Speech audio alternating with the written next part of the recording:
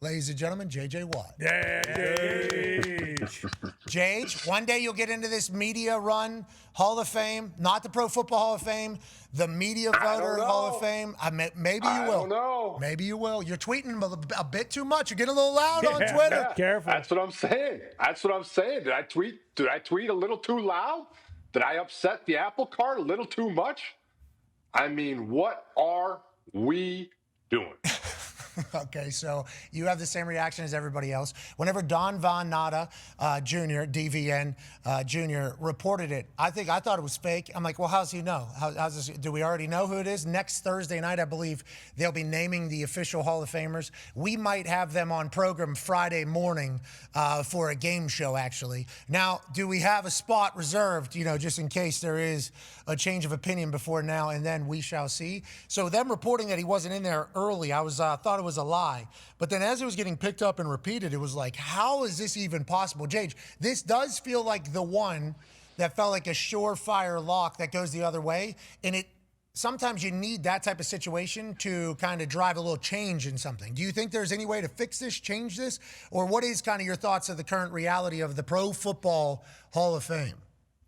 Yeah, no, there, like you just said, there are literally like 2-3 people in history that are absolute no-brainer locks whatsoever, Bill and Tom being 2 of those. And I saw something where one of the voters was like, why should the votes be released? What are you going to do? Because you shouldn't have a vote.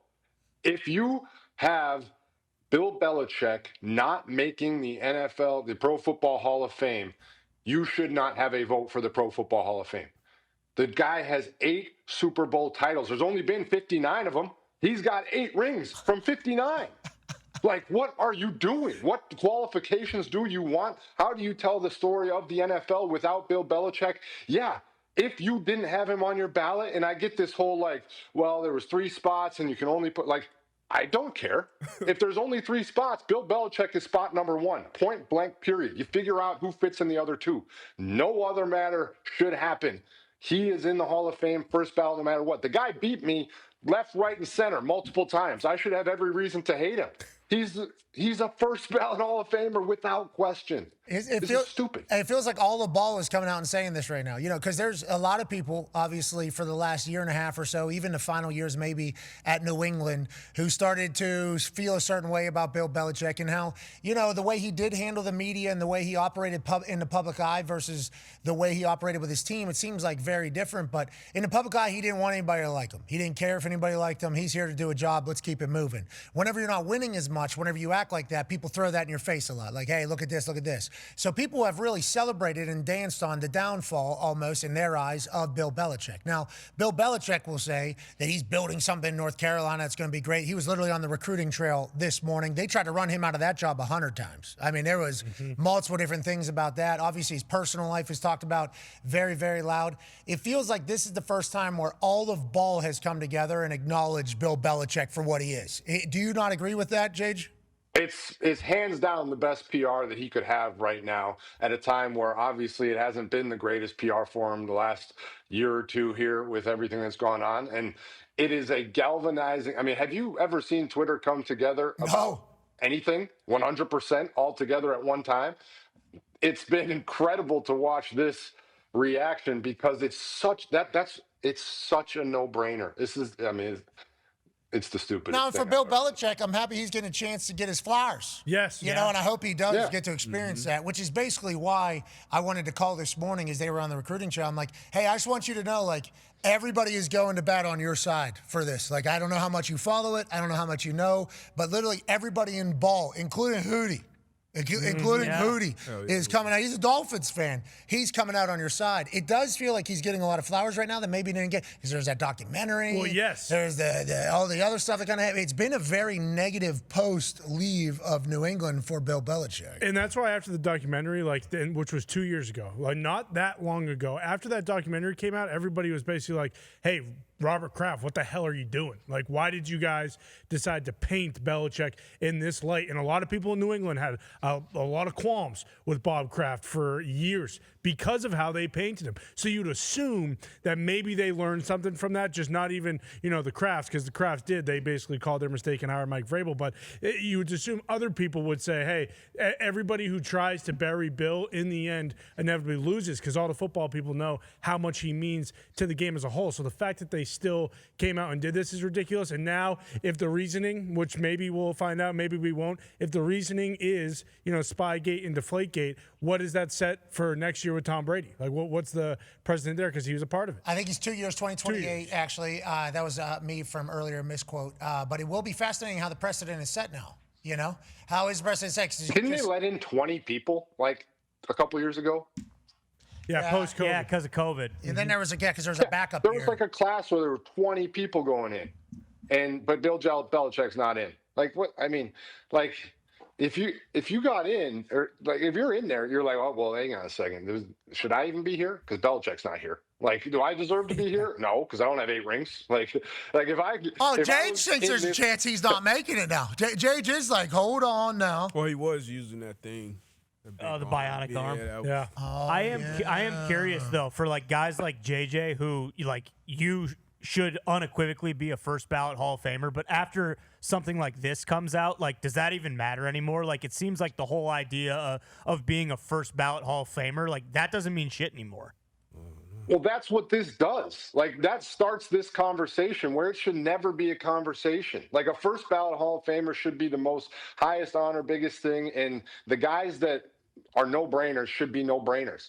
And now all of a sudden it's completely switched this whole mindset, and it's turned the entire thing upside down. And to your point of how do you fix it, I don't know, because now we're just going to wait a year and they're going to have a vote, and he's obviously going to get in next year, and then they're going to do a ceremony like nothing happened, and he's going to go up there and he's going to not act like these people didn't screw him the year before. And I'm sure he's going to he has such respect and reverence for the Hall of Fame that I'm sure he'll do it. But like, we're all just going to act like, oh, yeah, no. You go back tomorrow and you say, okay, commissioner's decision, we screwed up. I don't know how you fix this. This is absurd. Well, and that's why, like, Bill Polian's taking on the shins, but it wasn't just Bill Polian. Like, I am under the assumption that if you needed 40 out of 50 votes, there were 10 to 12 people who had qualms with Bill, and they thought, like, I'm going to be the only one. I'm going to be the one that doesn't vote him first ballot, so that when it comes out, it wasn't, unanimous first ballot. Heroes. Yeah, heroes, exactly. And then turns out 12 people ended up having a qualm. And Bill Polian's taking it, and that's because he's the only one with his name on it and that has done an interview and stuff. And, sure, if he didn't vote for him, whether he did or not, that doesn't matter as much. Like, he doesn't know. He doesn't know. But there are 11 other people. Change. Please. What? Connor's in the middle. We don't need He doesn't you. know. No, he but said he doesn't know. No, he's 95. He's pretty sure. He doesn't know. He's 95% sure. Okay? Is that not enough for you people? He maybe shouldn't be voting anymore if that's the case. Yeah. I don't think you should be voting if you don't know who you voted for. Yeah, that's fair. He was 95% sure the guy woke him up. He was in the middle of a nap, just had some milk. He's 83, Ovaltine. He's 83 years old. We've seen this guy at these games, these Colts games. It is news to me that he's doing a radio show, okay? I'm very grateful for Bill. It's news to him. He voted for the Hall of Fame. Right. You like Bill? And I mean, there's one vote I'm not getting. No. I can tell you that. Clearly, I'm off his ballot in however many years. I assume Bill Polian has... Maybe not. Maybe he'll forget. See, the issue is, though, like any personal biases getting in the way of a job that you're not supposed to utilize those is certainly just a reality of humans, I think. Which is why, like, we can't be having you right there say, Jay, does it even matter anymore if you're first ballot Hall of Fame? We can't have that happening, okay? It's already starting to happen to the Pro Bowl. Mm-hmm. Okay, it's already happening. To happen. That's been done for years. And Jage, I will say, as somebody that was in a Pro Bowl with you, Jage known for taking Pro Bowl, I don't want to say seriously, but treating it for what it is, celebration of ball and sport. Won a truck. Wanted to win the truck. Won a truck. Still got it. And defensive end, pass rusher is certainly a position in which if you were to go, you could steal a truck at the Pro Bowl every single year if you really wanted to. So I respect that. But like the Pro Bowl is dead and gone. Oh, yeah. Gone. Tuesday night flag football.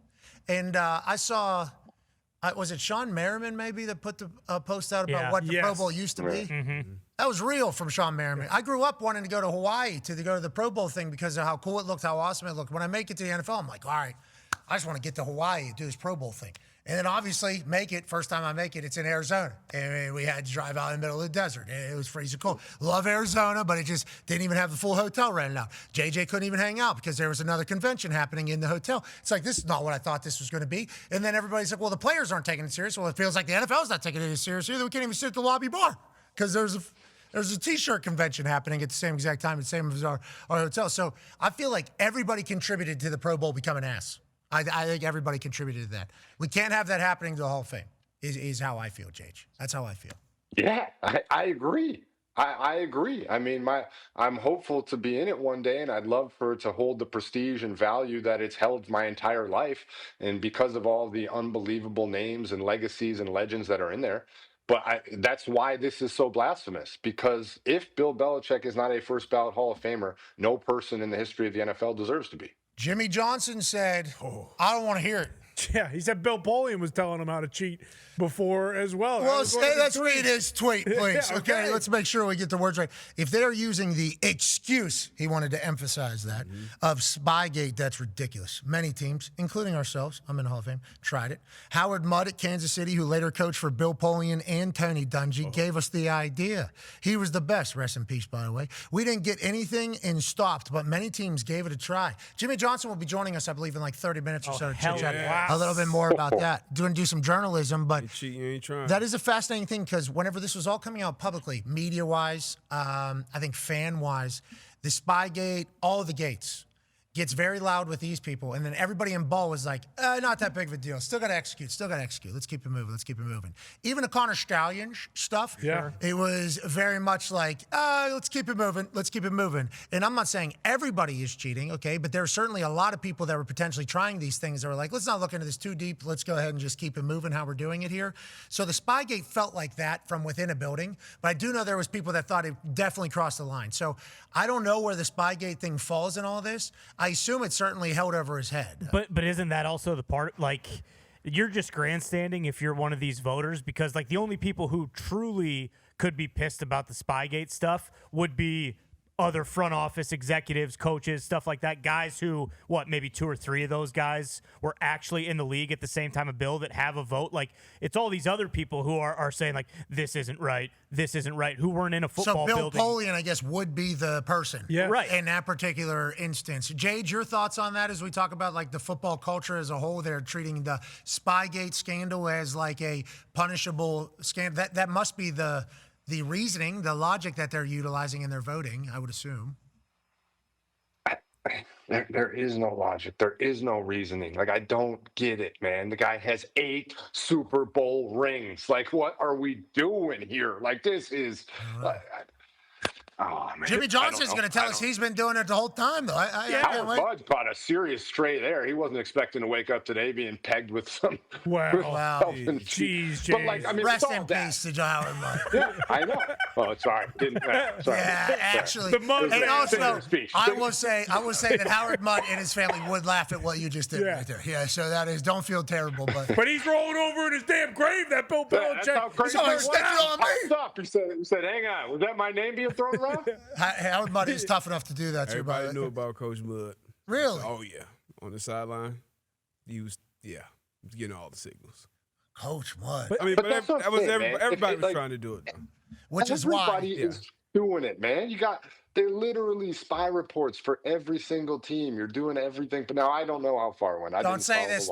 You're still up for vote. Now is not the time. They didn't even win the Super Bowl during the Spygate year. And then the other gate is Deflategate. And they came out, and that happened in 2014. And then in 2015, they did a study of all the footballs in the cold weather and said, like, oh, this happens every single cold game. Like, even Deflategate was basically...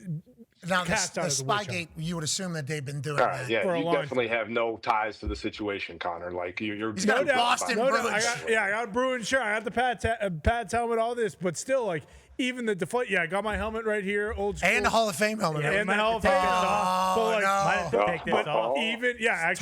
a great point. Oh, the Canton Police, they're good people, I think. They're still up here somewhere. But seriously, the Deflategate, like that entire study about the footballs comes out after the fact, and they say, like, yeah, actually, what's crazy about air pressure is that when it gets colder, the air pressure, goes down. So, Ideal gas law. Any punter or kicker or catcher or thrower would be able to tell you that about balls whenever it gets colder.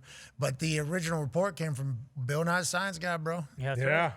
Bill Nye the Science Guy told me that hey, it's too much, that it doesn't move that much. Yeah, and you know his middle name Anybody with a car that lives in the Midwest or anywhere cold will be able to tell you that, because when it's cold outside and you get in your car, it beeps at you saying your tire pressure's low, pressure. and then Yeah. you drive around for a while, and Hey. it pops right back up. I'm going to be honest, mine's down like 28, Oh, yeah. 27 right now. Me too, but you know what you got to do? You just ride it out. Talking a foot on the hood, driving the whole way, clean out one side. It's not moving. That thing's frozen. It's like, can you see on that thing? It doesn't even worry. But we got a couple of that.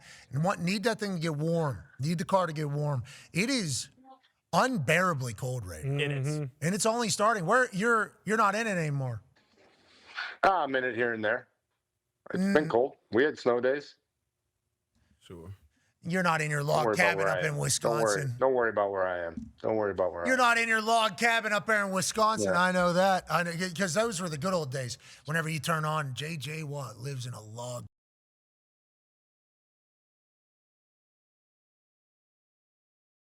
I love this guy. This is Shovel. Paul Bunyan. We got Paul Bunyan in it. And then I saw the look. I saw you bundled up with a nice scarf yesterday to go outside. What were you doing?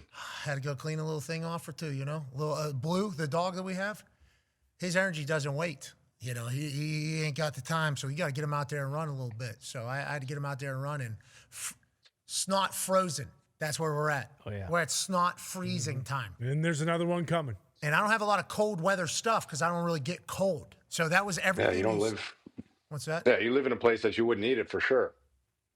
Jake, I don't get cold. Get some cold weather stuff, brother. Get some Carhartt on you. Holy shit. Yeah, I know. You I live in need a little Indianapolis. Carhartt on me. Okay, I need it, but I don't get cold really. And if it's not, I just put a hoodie on. I got some gloves. I'm good.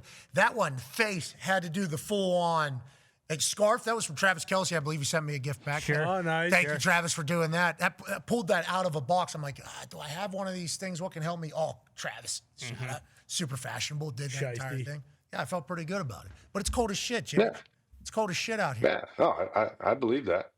Hey, you're hiring an American, I heard, for your team, Espanol. We'll see. We'll see. What do you mean we'll see?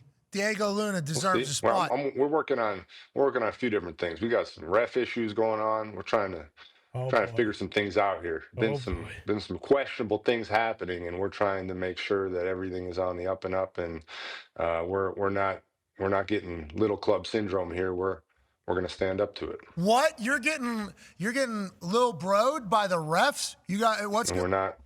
we're not taking that. We're not taking that. We're looking for some answers. We'd like some answers. What are they? They're we're saying, in hey, search of excuse some me, answers. Espanol. Why don't you shut up? I don't know how they say that in Spanish. Hush it. Cállate. Cállate. Is that what they're saying to you? I mean, it's just there's just been some questionable calls lately that we'd like some answers to. We don't like just sitting there and taking it. So we're hoping to get some answers and some understanding of why things are happening the way that they're happening. So we'll see how that goes. Who do you meet with? The commissioner? New territory. New territory here. Yeah, this is very new. Are you guys sitting at a desk? Like, are you doing the whole? Are you guys going to be across the table, like litigation type situation, or are you via Zoom call? It's the early process. It's an early process, and we'll see how far the process goes. Yeah, but Manolo had his thoughts, and I appreciate him sharing them. Ownership backing Espanol coach Manolo's thoughts, in which he shared, in which he says, seems like there's one club that always gets screwed and nothing ever happens. Would like to know how this works. Jage, I'd like to say, as somebody that's been around you a few times, your presence in the room is certainly worthy, I think. 6'7", J.J. Watt walks in to meet with the commissioner of La Liga. I think that's not a bad play. Maybe do a little, couple of these on the desk. Hey, so how does this work? You're saying same old Espanol, okay? They're good people down there. They don't want Working. Our boys are working. They're putting in shifts. They're trying. All I'm asking for is a fair opportunity for them to go out there and play. That's all. nothing wrong with that. It's good ownership. Hey, that's good ownership. Attaboy, Jage. Way to go, Jage. Sign American now. Jumpy, I saw you got to see Mike McDaniel yesterday. That was cool. Yeah, it was nice to give him a nice send off. He deserved that. He was awesome. I liked him. I wish it would have worked out, genuinely. How do you feel, Jage, about him going to L.A.? That feels like a great hiring. Also, best hiring in D-Butt's eyes is actually in Tennessee. Yeah, my favorite right now is Brian Daboll, OC for Cam Ward down there in Tennessee with defensive head coach Robert Saleh. So I would be interested to know, Jage, what's your favorite hire so far in this cycle? They built a good staff there, man. The Tennessee has built a nice staff there. How crazy is it? I was thinking about this right before I came on. How crazy is the NFL? We just had 2 championship games on Sunday. Everything that comes with that. We know who's going to the Super Bowl. We have head coaching hires going left and right. And those things are pushed down the media ladder because we have a bigger story on our hand. Like a bigger story than the championship games, bigger story than the Super Bowl upcoming, bigger story than these head coaching hires. But in terms of who these head coaching hires, I mean, I saw today the Browns obviously hired Monken.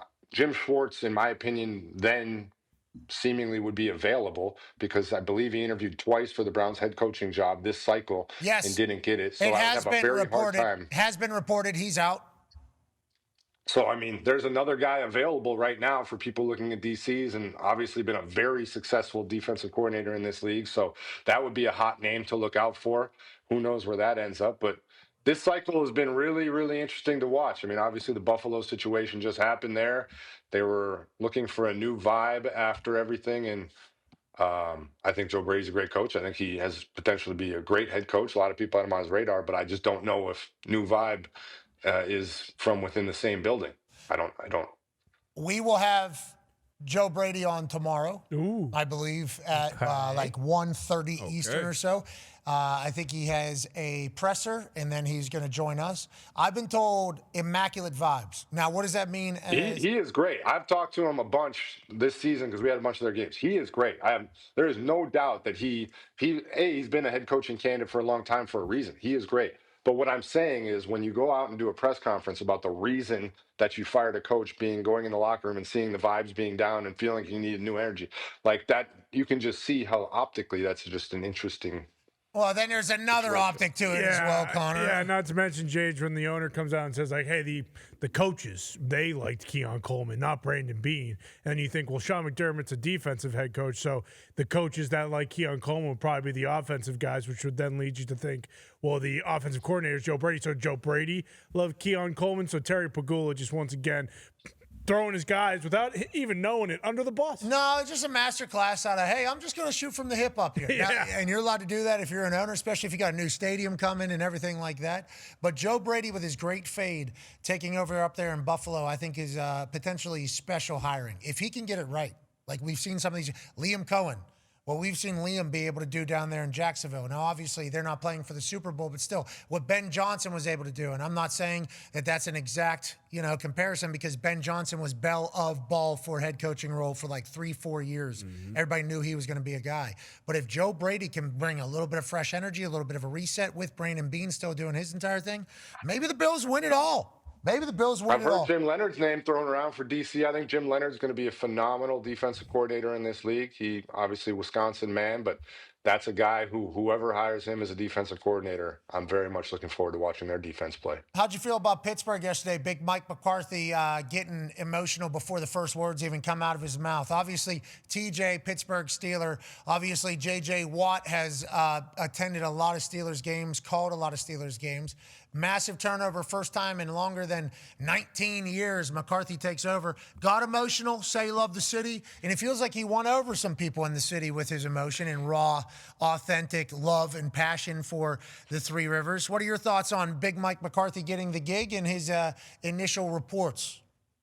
Yeah, I mean, I've seen everybody's reactions to the initial hire and the understanding of everything that's gone on from that standpoint, but I'm with everybody else. But when you watch that press conference, and we know it's not about winning press conferences or anything, but the man had some moments. The man had some great moments in that press conference. And it was, I mean, the hospital line is just as good as it gets from an opener. And then he finishes it with, we're going to start the championship parade at my childhood house or whatever, 1137 Greenfield Avenue, I think it was.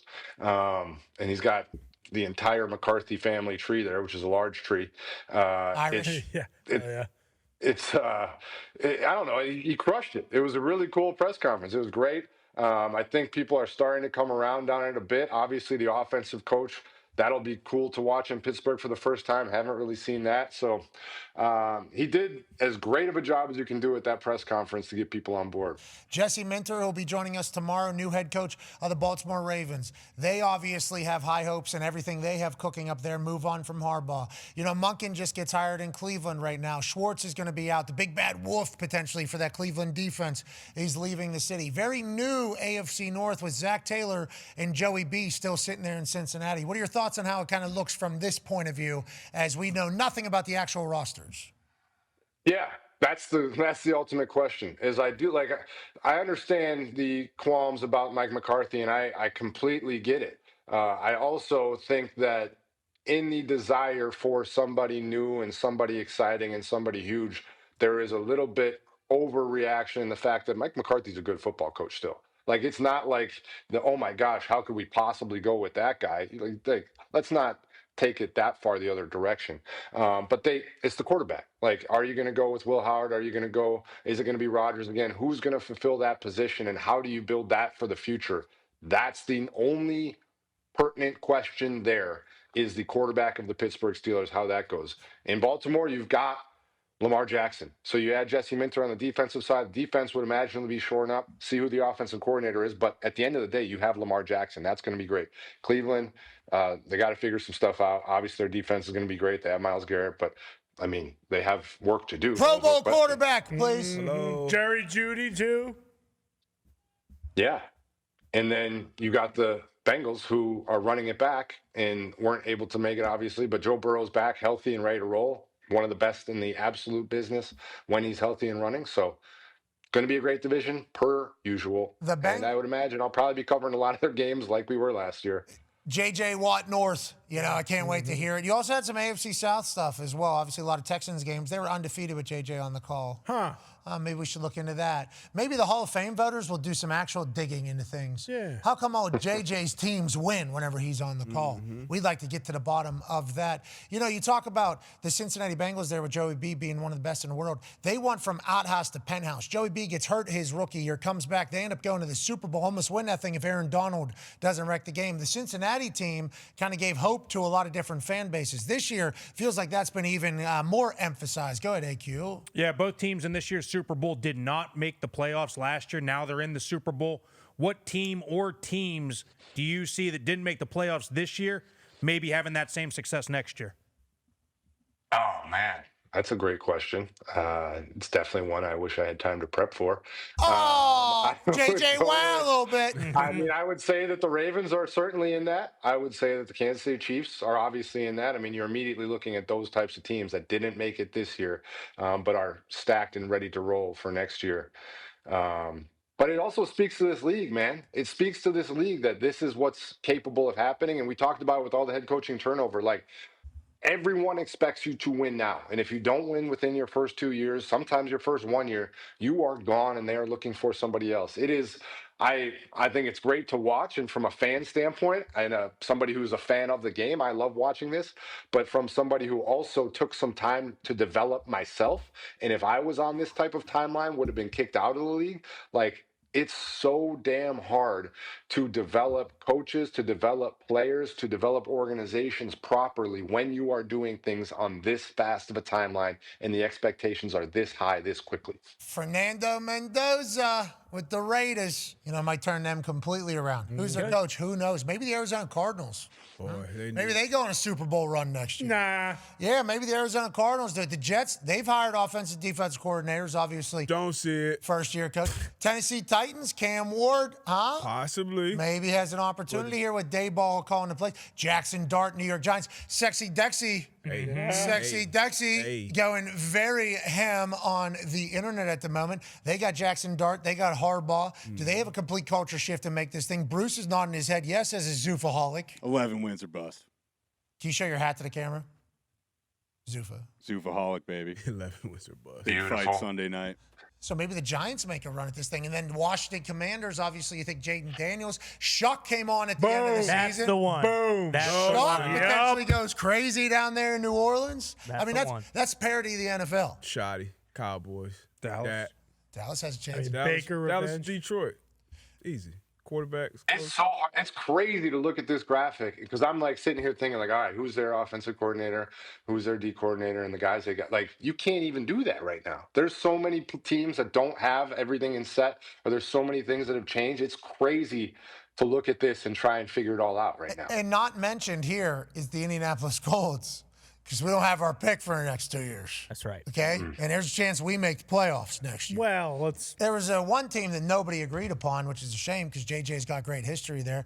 Ty has the last question for you about an open coaching job still. Yeah, JJ, just curious. I know you played there for a little bit, and I guess this would be partially to you and AQ. Do you think Arizona's ever going to be worth a shit again? Or What? It kind of seems like the last couple times. Well, I'm just saying. Good question. They're kind of that team you circle, and it's like, boy, does any coach want to go take a head coaching job there? Because chances are 2 years, he's going to lose a bunch of games, then he's going to get fired, and they're kind of just going to run everything back. They don't have a quarterback. The area is beautiful. Beautiful. The stadium is beautiful. It seems like it'd be pretty easy to get people to want to go there. But what does Arizona need to do to kind of get back on the right track? Yeah, I mean, right now they need to find out what their quarterback situation is for the future. When you're a head coaching candidate and you're sitting there and you're looking at opportunities, the number one first thing you're looking at is who's the quarterback of the team. And is this somebody that I can build off of? And am I going to tie myself to this and my personal success, knowing that this might be my only shot at the apple? Can this be my future? And then after quarterback, you start to look at the organization as a whole. And if you like how it's run, and if you think there's potential for them to add an influx of cash and everything to help build this roster to be as good as possible, and the staff. But number one comes down to quarterback, and right now they don't have that solution for what their quarterback future is going to be, and so that's what makes it tough. But everything else, I agree with you, man. There's a reason I went out there. I thought we had a chance to win. We started out 7-0. We were very successful. Everything was going great, and then it kind of fell apart. But like you said, it's a beautiful place. It's a great place to go, and when you get the players right, everything can happen. But that's why it's still vacant in my mind right now, and that's why it's not necessarily super attractive at the moment, because you don't have an answer for what that quarterback future looks like. Maybe J.J. Watt becomes the head coach of the Arizona Cardinals. Ooh. Maybe. That's a lot of time commitment. I do not want to be a head coach. I really enjoy my current work-life balance. It's beautiful. Okay, I'm happy to hear you're happy. Now, some places need a little change. Sounds like La Liga is one of them. Jade, get to the bottom of the officiating. You'll be doing it for the good of sport as a whole. We appreciate the hell out of you. Are you going to be out at the Super Bowl next week? No, I will not be. Will you? Yes. You know the It's part of the biggest part of it's our whole thing. We do Radio Row Wednesday, Thursday, Friday. You don't know. I heard you're going to be at the Royal Rumble too, huh? Nice. Congrats. No, Brock Lesnar is going to be in the Royal Rumble. Oh. There are rumblings, JJ. I thought that you were going to also take that big jet of yours and pop it over this and go with him. No. Brock Lesnar is officially in the Royal Rumble. We learned that at the beginning of the hour with a cold FaceTime from Brock Lesnar. Okay? Not Brock. Yeah. And by the way, Brock's going to win that thing. Is JJ in it? Ooh. Oh, we'll see. Are you? I don't. Nobody's told me.